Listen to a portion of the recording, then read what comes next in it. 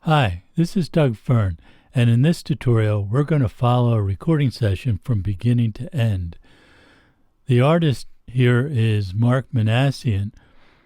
I've been recording Mark since around 1970, and although we've had a few breaks in between where our focus was directed elsewhere, we seem to always end up in the studio together. Mark writes some really good songs, and our vision of the songs tends to be very similar, and it makes it very easy to get his songs recorded. This particular song is called They Don't Know You. Mark played it for me a few months before this session. It wasn't done yet, but he had some really good ideas, and I liked where it was going. He worked on it some more, and then he made a demo of it in his home studio, and we listened to that, thought about it, discussed the instrumentation, we discussed the players we'd like to use, and a number of other things like how long it was going to be, the tempo, and all those sorts of things before we actually got down to recording it. Mark found a very talented percussionist in Andy Vernon, somebody neither of us had worked with before, but he turned out to be a real asset to this project. They worked together on the structure and the rhythm part for the song at Mark's studio, and Andy came up with some good ideas for structural changes that Mark liked and I agreed with, and we went ahead and incorporated them. At that point, we made a studio demo, just Mark and guitar, just so we'd have something to play for everybody so they could understand the song. We distributed that to the players that we wanted on the session so that they would understand the song and its structure. For the tracking session, we knew we were going to have Mark singing and playing guitar, and Geoff Hazelrigg on bass, Andy Vernon on percussion, and George Hazelrigg on keyboards. We weren't exactly sure what everybody was going to play, but we've worked with Geoff and George quite a few times in the past, and we knew that they would find good parts right away. If the name Hazelrigg sounds familiar to you, it may be because you know that Geoff and George have taken over the manufacturing of all D.W. Fearn products. In addition to that, Geoff and George are superb musicians. I've had the privilege of working with some really great people in my career, and Geoff and George are certainly up there with the best of them. We set up the studio, which is actually in our former parts storage area of our shop. The parts are now all at Geoff and George's facility. Gives us a lot more room here, and it allowed us to spread out the players a bit, even though our space is really quite small. We knew that there would be some isolation problems, particularly into Geoff's upright bass mics, but we felt a little bit of bleed probably wouldn't be a problem. The issue was, though, that we thought that it was entirely possible that we would be replacing Mark's vocal and perhaps his guitar part at a later date. So we wanted to have enough isolation there that we didn't really have a problem doing that. I wanted to get it all recorded with them in the same room with good eye contact and the ability to communicate easily. But as a backup, I set up a duplicate set of mics for Mark in our shop, which we often use as a drum booth, but in this case it was going to become a vocal booth if needed. Also vital to this session is Ian Alexander. Ian has been my second engineer on most of the major recording projects I've done for over 30 years, and in addition to being very good at doing that and having a really good intuitive sense of mic placement and visualizing the patterns, the bleed, the potential problems, Ian is also a very good musician. He's a singer, and we often use him on background vocals. Ian makes his living as a voiceover artist, and I'd be willing to bet that you've heard him at one time or another. Also at this session is Ben Neat. Ben is a talented videographer, and he brought some really amazing equipment in order to video record the session. Also at the session is my daughter Fearn, who's a very talented photographer, and she took all the stills that you'll see in this video. Andy was playing cajon, which is a very interesting instrument, but one that I had never recorded before. I had heard it used in performances, and I thought it was a terrific percussion instrument, but I really didn't know much about how to record it. So I contacted my friend Jim Hamilton at Rittenhouse Soundworks in Philadelphia, who's a percussionist and drummer and a studio owner, and asked him for some advice on how to record the cajon. And Jim said, well, why don't I bring one over and you can play around with miking it and see what you like. So I took him up on his generous offer, and he came over and Mark was there as well, and they ran down the song a couple times while I listened to the cajon in the studio, got some ideas about how to mic it, and then set up a couple of mics to record so we could hear how it was coming out in the recording. Before the session, I had discussed with Ian what we were going to be doing and some ideas about the layout of the room and the miking. And when Ian got there, we set up the mics as we had planned. As soon as everybody was set up, Ian and I positioned the mics where we thought they would go and listened to what we could hear in the control room at that point. Everyone knew the song, so it was just a matter of getting coordinated in the parts and making sure everybody understood the structure. I should point out that these people have all spent a lot of time in the studio as studio musicians, and it didn't take them long at all to have the structure of the song and parts figured out. We weren't sure exactly how to end the song, so we wanted to leave several options available to us, including the possibility of fading it out at the end. I generally don't like fade-outs. It's sort of an admission that you couldn't come up with a better ending, so we were hoping we would come up with something that would work well for the end. I recorded the first run-through, and we listened to it back in the control room just to get some ideas. Everybody was pleased with the sounds we were getting, and the song was starting to sound really good. The one thing that I wasn't totally happy with was the sound of the cajon. It sounded very good, but it didn't really sound as full as I would have liked it. So I asked Andy about miking the cajon, and he said that for performing, he just puts an SM57 inside the cajon, which has a hole in the back of it. I decided to try that as well, in addition to the other mics that I had, and that was the answer for getting just the sound we were looking for. I wanted to be sure that there was enough isolation between the vocal and the guitar so that we could replace one part or the other individually if we had to, or keep one of them. So that was a little tricky to find a way to do that, but our miking setup did a very good job. For Mark's vocal, I used an AKG C414, an old one, which I think is a terrific mic and underappreciated for the sound of it. And for his guitar, I used a Flea C12. Both of these mics were set to the bidirectional position, and although that means that they're equally sensitive off the back and can reduce isolation somewhat, it really wasn't that much of a problem in this setup because Mark sings and plays very loud, and there was minimal bleed from the other instruments into his mics.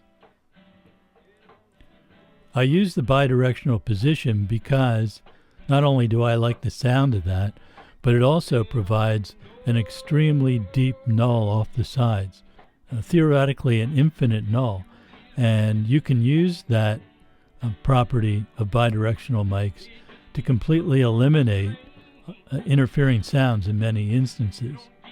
In this case, we aimed the guitar mic null right at Mark's mouth and the vocal mic null at the midpoint of the guitar. The isolation from the guitar into the vocal mic wasn't nearly as good as from the vocal into the guitar, but it was pretty impressive either way. And here are a couple of examples. First, showing you what the vocal mic sounded like soloed, and then the guitar mic soloed, so you can hear the isolation. Darkness settles on the city street. You've got no plans and no one to meet. Been a loner all of your life. Had your share of heartache and strife.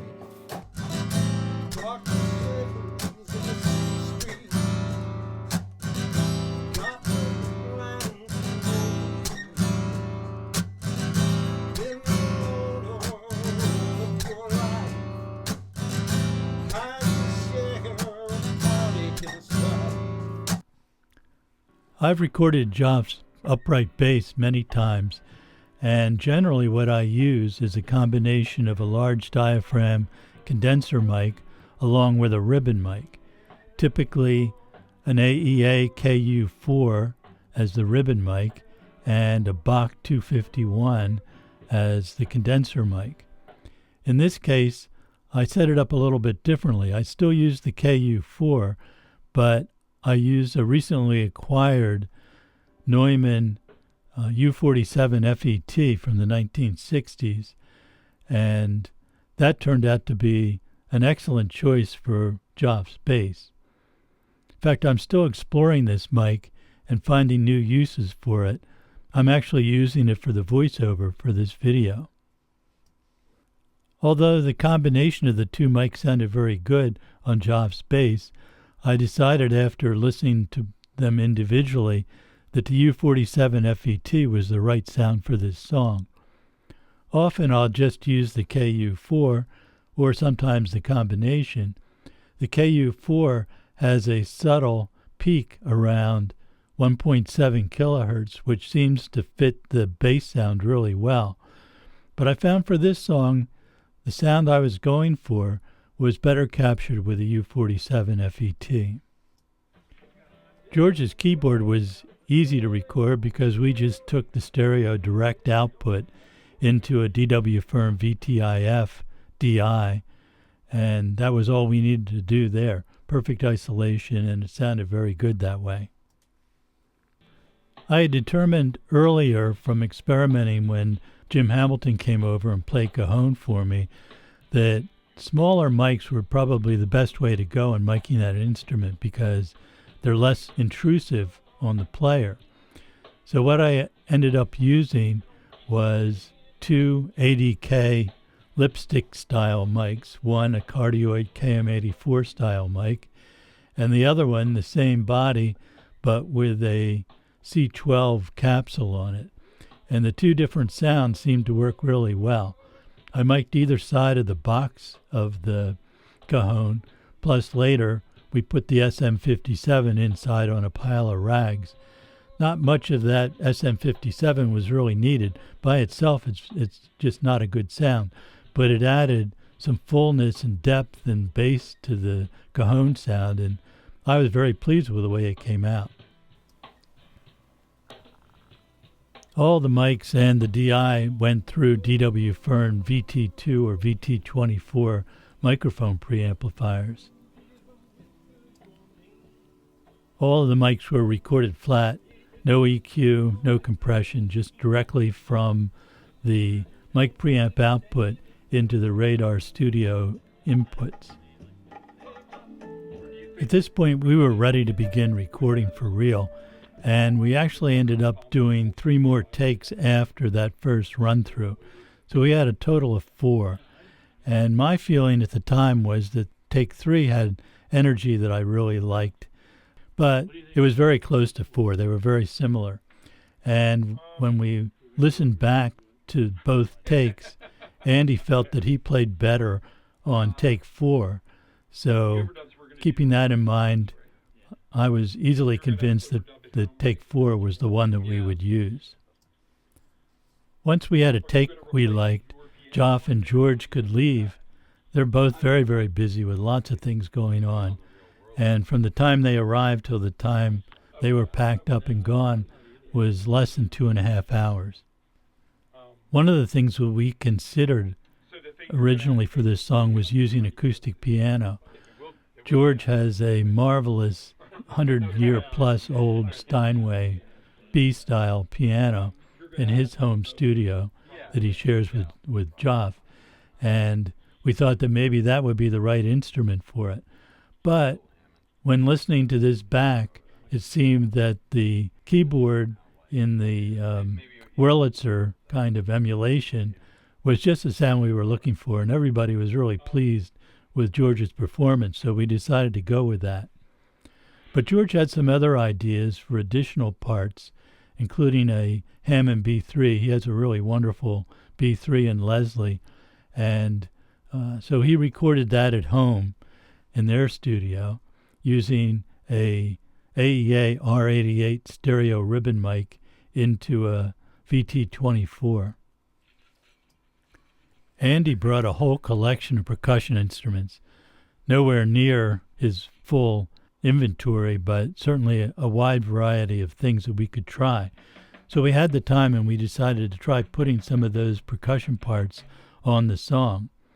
Basically, Andy played from beginning to end, knowing that we would only pick and choose where I wanted to have them come in and come out.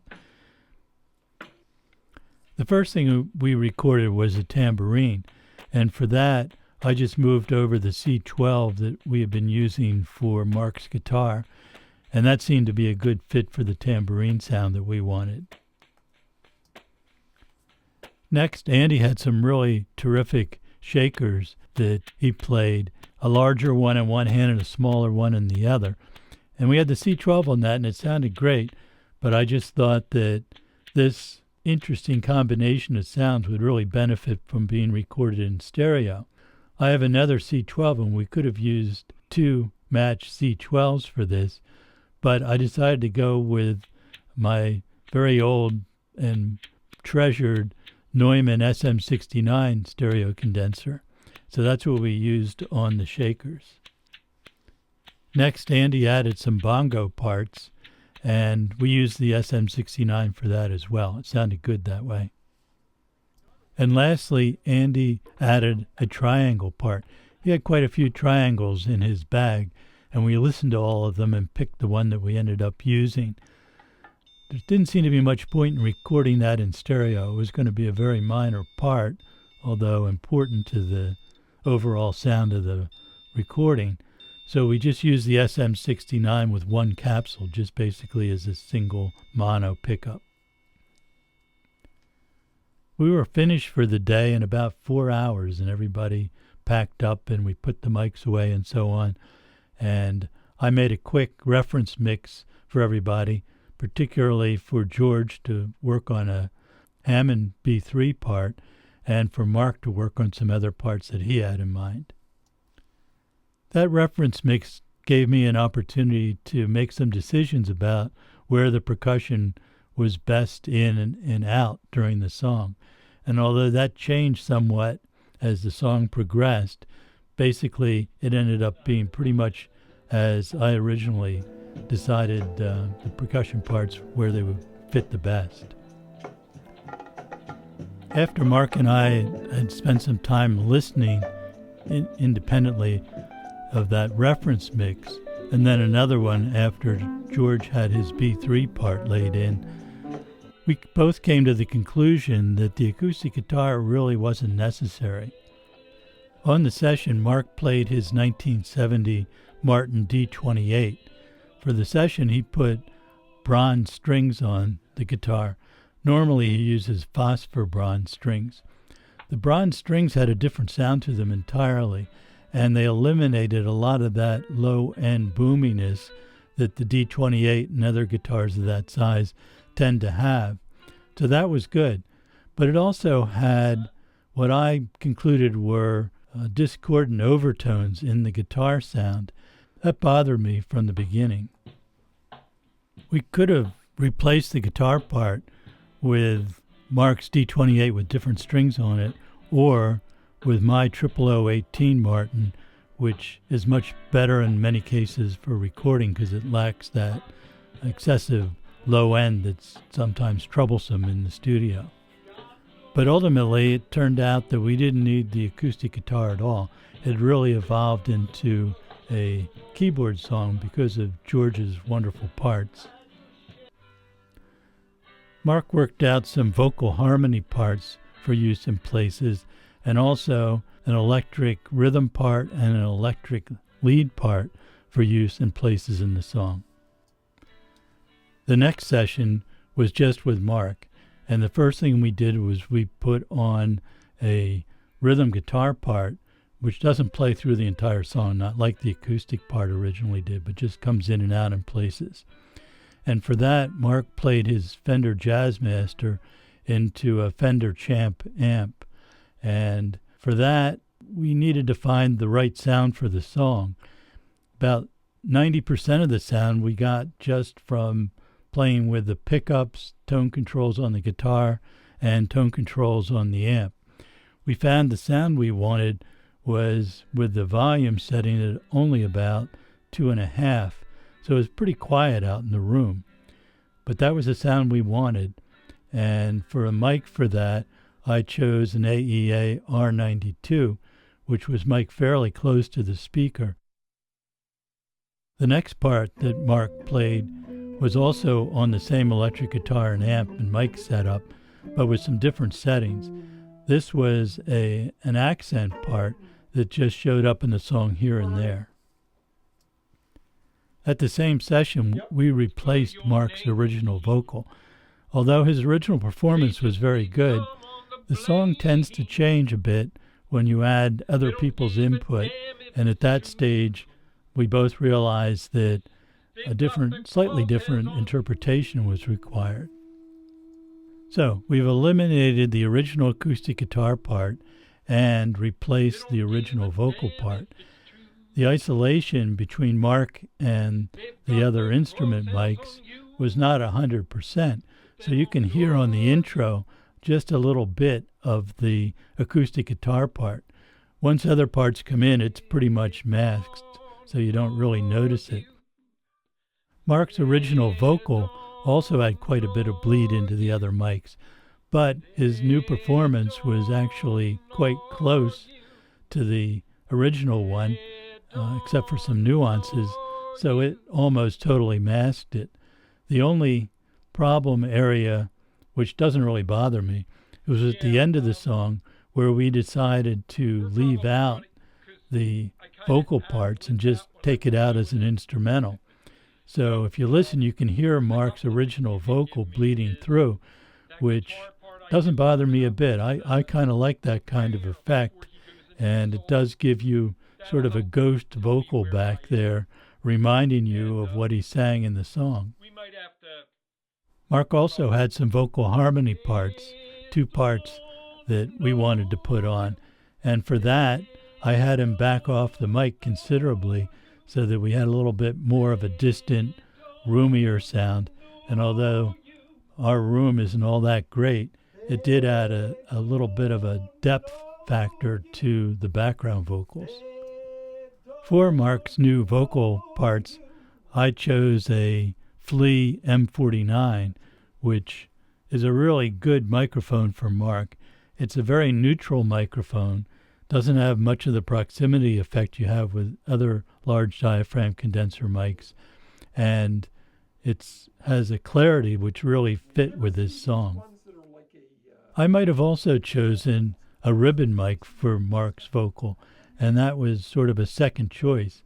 But a lot of times with a performer, you have to make a decision on what you're going to go with while they're still at their peak in their performance, because singing the song too many times was definitely going to impact the performance that we got. So I decided to stick with the M49. It did require a little bit of EQ because actually it really needed just a tiny bit of warming up. So with just a little bit of boost in the low end provided by a DW Fearn VT4 EQ, it made the vocal sound exactly what I was looking for. The background vocal parts do not have any EQ on them.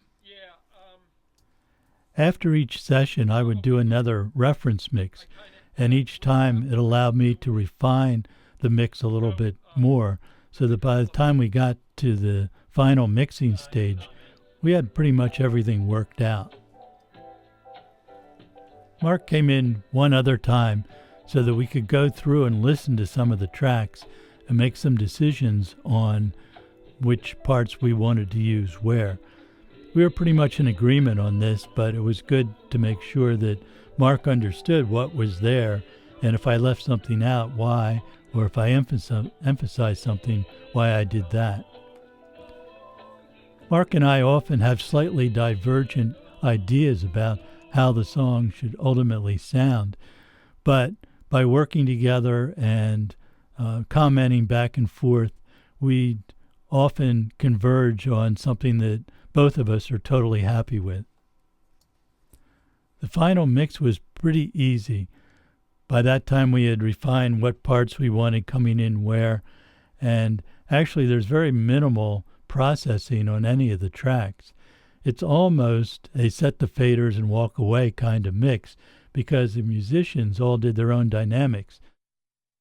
For example, on George's keyboard part, there's no level changes whatsoever from beginning to end. He did all the dynamics during the session.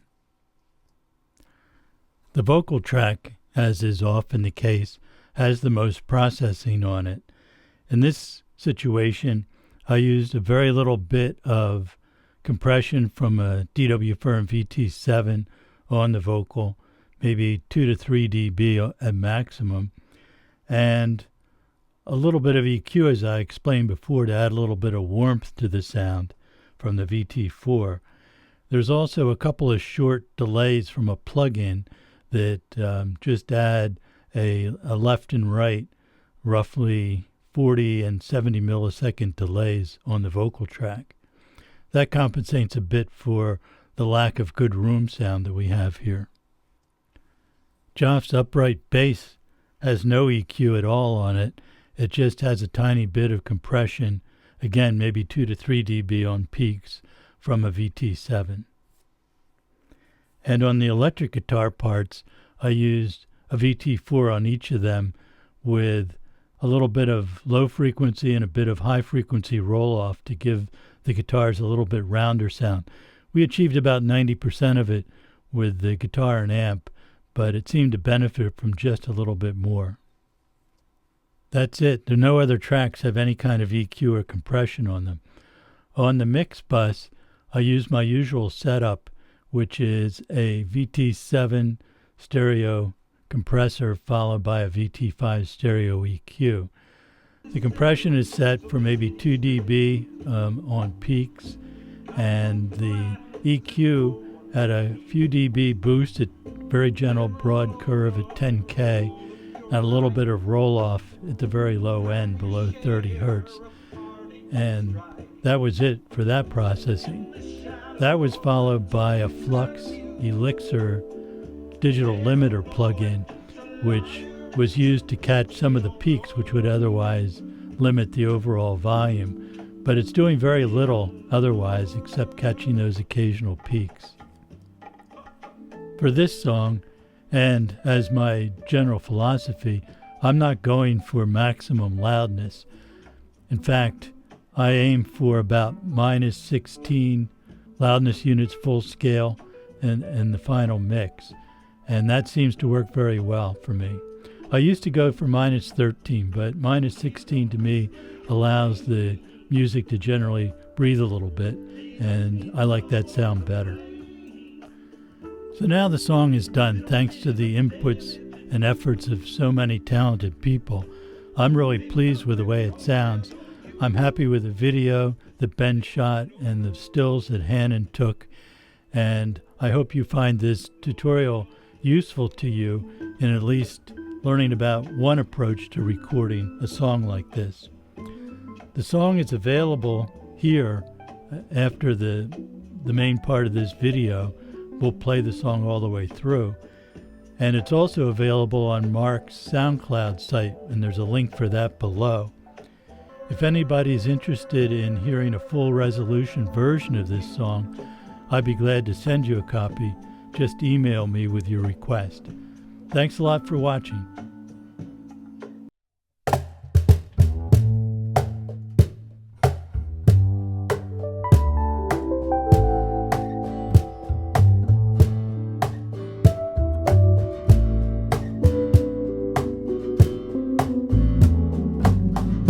Darkness settles on the city street.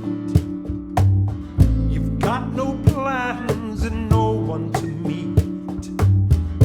Been a loner all of your life. Had your share of heartache and strife.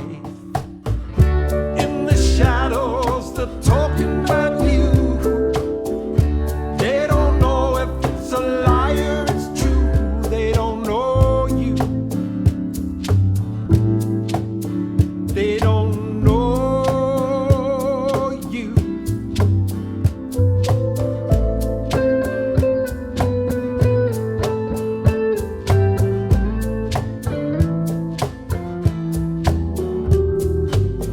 You're always wary of the people